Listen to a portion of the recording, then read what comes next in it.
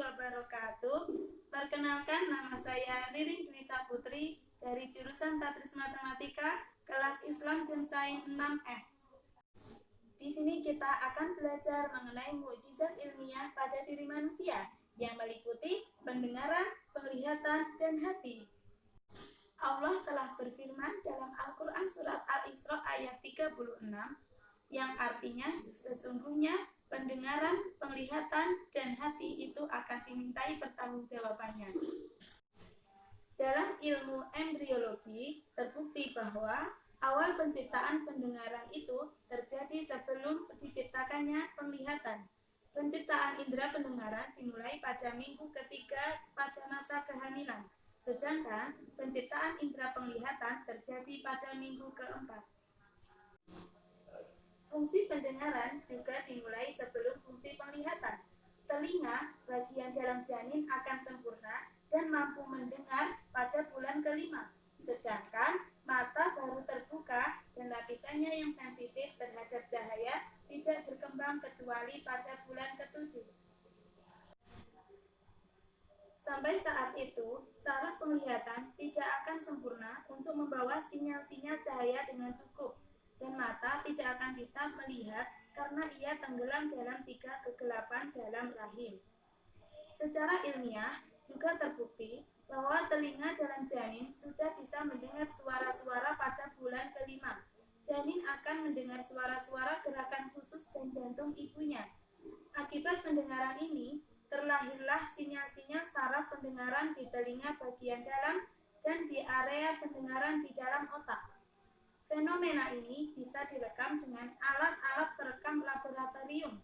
Ia merupakan bukti ilmiah yang membuktikan bahwa janin dapat mendengar suara-suara di fase dini usianya. Sinyal saraf ini tidak terekam dalam organ penglihatan janin kecuali setelah ia dilahirkan.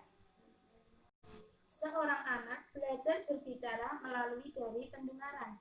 Jika seseorang bayi dilahirkan dalam keadaan tuli, maka sulit baginya untuk beradaptasi dengan masyarakat sekitarnya.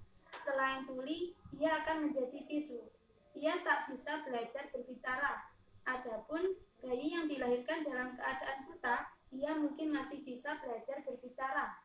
Inilah yang membuktikan bahwa tuli dan buta selalu disebut secara bersandingan.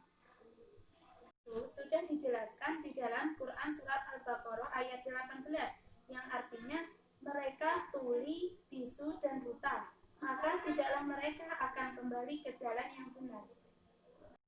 Banyak orang yang telah kehilangan nikmat penglihatan dari sejak kecil. Dengan demikian, ia masih bisa belajar melalui dari pendengarannya. Bahkan, banyak di antara mereka yang memiliki kecerdasan yang tinggi, sampai-sampai ada yang lebih berprestasi daripada orang yang memiliki penglihatan secara sempurna. Ia menunjukkan bahwa kecerdasan, kemampuan belajar dan berbicara awalnya itu didapatkan oleh manusia dari pendengaran, baru dari penglihatan. Untuk dapat melihat, mata membutuhkan cahaya, sedangkan telinga tidak membutuhkan cahaya untuk mendengar. Telinga bisa mendengar pada malam atau siang hari, saat terang maupun gelap. Untuk itu, Allah mendahulukan kata pendengaran daripada penglihatan.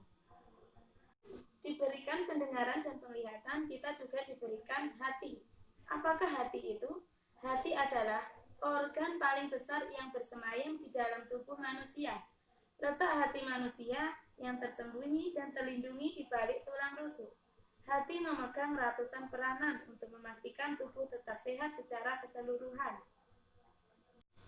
Sempurnalah kita yang telah diberikan indera, penglihatan, pendengaran, dan hati. Dan sudah dijelaskan dalam Quran surat Al-Mulk ayat 23 yang berbunyi, artinya, katakanlah, dialah yang menciptakan kamu dan menjadikan pendengaran, penglihatan, dan hati nurani bagi kamu, tetapi sedikit sekali kamu untuk bersyukur. Tersebut dapat kita ambil hikmahnya, kita harus banyak-banyak bersyukur. Karena apa? Karena kita telah diberikan indera pendengaran, penglihatan, dan hati nurani untuk menjalankan kehidupan sehari-hari. Sekian, terima kasih. Semoga bermanfaat bagi kita semua. Wassalamualaikum warahmatullahi wabarakatuh.